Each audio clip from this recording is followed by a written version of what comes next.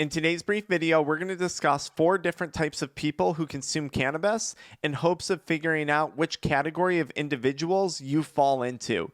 And if you could, once you figure that out, comment below because it helps me determine what type of content to create going forward to best serve those watching my videos. Now, person number 1 who consumes cannabis is the person who consumes it. This could be recreationally, it could be socially, it could be medicinally, okay? And person number 1, they might consume cannabis a lot. Like they may smoke all day, every day from the moment they wake up to the time they go to bed. They might only consume on weekends. They might only consume in the evenings. They might only consume recreationally during holidays or times of celebration, okay? This person could use a lot of cannabis or a little cannabis. It doesn't matter. But person number 1 is happy to be using cannabis because they feel the benefits of consumption, right? Whether those are social benefits, recreational benefits, medical benefits. Maybe they just like getting stoned and watching movies to unwind from the end of their workday. It doesn't really matter. But this person has no qualms with addiction. They have no ways in which they feel or they see that cannabis is negatively impacting their life, their finances, their relationships, their career, their physical or mental health, and they are happy to be consuming cannabis. No issues about it whatsoever. And most people, from an outsider perspective, looking at person 1, would look at this individual and say, yeah, you know what? They consume cannabis, but life is arguably going quite well for them. And we're all on the same page. Kudos to them. That's person number 1. And honestly, that's a good place to be in if that's you, because I'm going to talk about some places later today, some other types of people that are not so good of places to be in. Person number 2 is the person who consumes cannabis. Typically, this is in a higher volume, but it doesn't have to be. This could be your evening consumer or your weekend consumer. And basically, this person has an addiction. They have a dependence. It's creating negative outcomes in their life, in their finances, their relationships, their motivation, their mental health, their physical health, their business, wherever. But they're completely unaware of this problem. And this individual is usually the person who's consuming cannabis, but they're constantly saying, you know what, I'm consuming because I'm just trying to escape all these problems. This is usually the individual, not all the time, but usually the individual who's consuming cannabis with an end goal of escapism, okay? Again, very, very, very different from person number 1. The intention of consumption is very, very different. And the person's relationship with the plant is usually a little darker looking, a little more sinister looking with person number 2.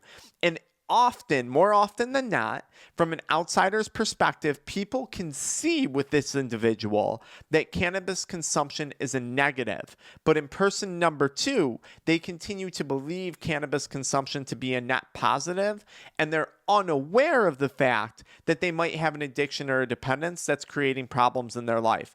This is a bad place to be because this means you're just oblivious. And God, if you're oblivious to that, who knows what else you're walking around oblivious to. Now, I say this as someone who deeply struggled with cannabis addiction and was in fact delusional when it came to my substance use. And trust me, I'm not saying this out of judgment. I understand how addiction can kind of cloud a person's mind. And I understand, how to make sense of that. And that's why we make these videos. So don't be insulted by that. But really, what else is that person walking around aloof to? I can say that's probably not you if you're watching this video. You're probably not person number 2 because you wouldn't be watching this video because you wouldn't be aware of it being a problem and you wouldn't be watching my content. Person number 3.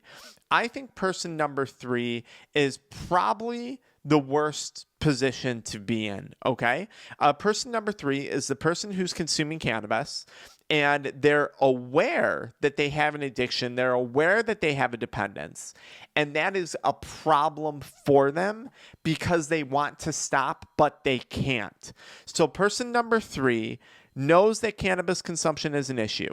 They're aware that they have an addiction and they have a dependence, and they care to make a change. It's not that they say, oh, I have an addiction, I have a dependence, I don't care though, I'm still going to keep smoking. they try to quit and they fail. They try to quit and they fail. They try and make up their mind about stopping and they don't stop. They try and make up their mind. They're quitting one day, then they're smoking again the next. They're doing it on weekends, then they're quitting the next. This is the person that's wishy-washy. They're aware that they want to make a change, but they cannot seem to make a change. This is arguably the most painful position to be in, because for person number 2, I could say ignorance is bliss. For person number 1, who's happily consuming cannabis and not experiencing any negative repercussions that they care about, I would say that, cannabis is bliss in their case. For person number 3, though, the person who has the addiction, wants to make a change, is aware that it's making them feel bad, and can't seem to drive home that change, this is going to create a lot of anxiety. This is going to create a lot of mental anguish and stress and fatigue. This is going to create a lot of depression. And it's funny because this person often feels, and I was this person for years, that making a change is hard, that making a change is going to lead to some way, shape, or form of anxiety, stress. It's going to be hard to overcome. And I would like to tell person number 3 right now, if that's you, what you're doing is quite literally harder than actually stopping itself. What you're doing, continuing to do something that you no longer want to be doing, that's actively making you feel bad about yourself, is significantly more challenging than stopping cannabis use, pursuing things that make you feel good about yourself, and building your life in a positive direction versus continuing it in a negative direction. Again, this is only an issue if you're aware of it and you're actively trying to change it, but you haven't succeeded at creating change. And if that's you, I would highly advise you check out the pinned comment or the video description real quick. We have a bunch of free PDFs in there to help you quit cannabis, help you quit smoking, help you overcome addiction. Okay, you'll find links to our products and supplements designed to not only help people quit nicotine, but designed to reduce cravings and reduce stress as a whole. It's a chewing gum. Kick It, Crave Less chewing gum. We're the only people in the world to make this. It's the only product in the world like this that exists. Nicotine-free, cannabis-free, stimulant-free. Okay, you can find a link to that in the pinned comment below. We have our group coaching, $27 a month, where we have a bunch of people in there all quitting cannabis. But the goal of our group coaching is to not only talk about, where you might be struggling, but figure out how to actually make a change and remain accountable and committed in that change. So you could do that. That's $27 a month. And then for someone who really values their time and just wants to get to the root of this, we have the one-on-one coaching program. So check that out. Pin comment, video description. Okay, person number 4. Person number 4 is the person who's consuming cannabis, is aware that it's an issue, and they're actively quitting, or they have stopped cannabis consumption. That's person number 4. And that's a really good place to be in, because if you're consuming cannabis and it is a problem for you, you need to actively start to change in order to feel better. And person number 4 is that person who's actively starting to make a change. Maybe they're trying a supplement. Maybe they're part of our group coaching. Maybe they did one-on-one coaching. Maybe it's just as simple as watching these videos and making a change on your own, independently of all that stuff, which, by the way, is the number one way that people make changes, especially in addiction, on their own. No treatment, no supplements, no anything, right? And this is coming from a guy that has programs and things and coaching and supplements. Number one way people make a change is they have an aha moment. They say, I'm going to stop doing things that make me feel bad because I want to feel better. They make a change. They recognize that making that change is not nearly as painful as not making a change, and they just do it. They just do. Okay, so person number 4, that's a great position to be in. So person number 1 is good. The person who's happily smoking for whatever reasons, whatever quantities, and they don't care to make a change. And if there is problems, they don't care about them. They don't care. That's a good spot to be in.